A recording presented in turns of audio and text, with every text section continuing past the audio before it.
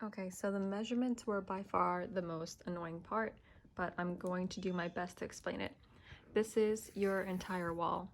I knew that I wanted 3 panels, so 1, 2, 3. I measured the height of the wall, which was 92 inches, and the entire length, which is 134 inches. I know I wanted 3 panels, so you're gonna have 1, 2, 3, 4 spaces. So you're gonna have the space on the left side to the corner of the wall, and also space on the right side to the corner of the wall.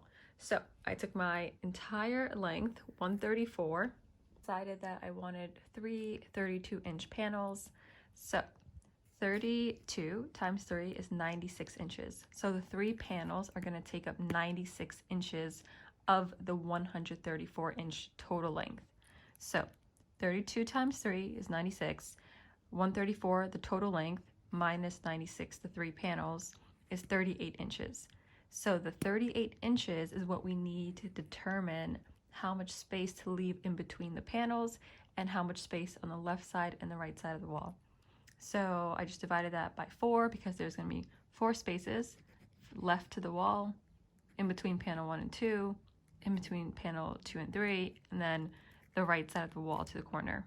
So 1, 2, 3, 4. So the remaining space again is 38 inches. 38 divided by 4 is 9.5. So that's the amount of space you want to leave in between your panels and the wall. Hope that makes sense. And you're going to do the same thing figuring out the bottom panels. Just calculate the total height, how large or small you want your bottom panels to be, and then do that same process. You might have to do it a couple times. This is like my 3rd time doing it. I kept making mistakes, but yeah. And then I'm going to use painter's tape to just sort of lay it out on the wall and avoid any mistakes.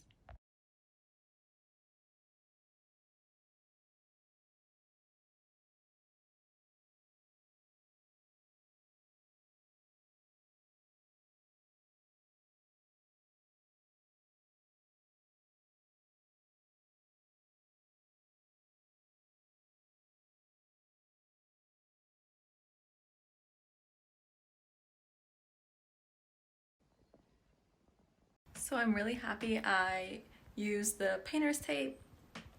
It allowed me to kind of like see exactly how it's gonna look on the wall because I didn't draw to scale. And on top of that, my measurements were a little off. So after I make a few slight adjustments, I'm going to take the tape off. I'm gonna finish cutting the wood. And then I'm going to attach it to the wall using wood glue and a few nails.